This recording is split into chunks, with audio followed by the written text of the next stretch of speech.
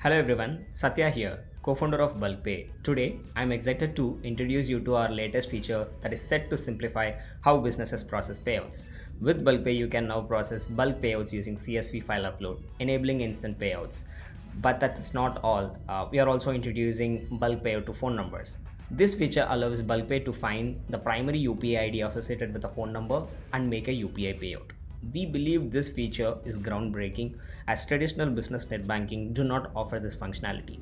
Here's a quick demonstration of how you can do the bulk payout feature.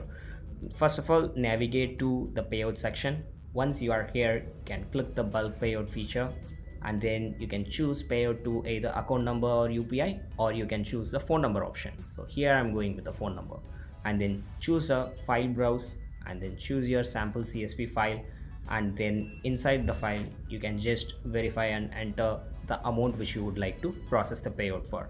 Once you give a confirmation, there will be a OTP which you have to enter and then the file will be processed.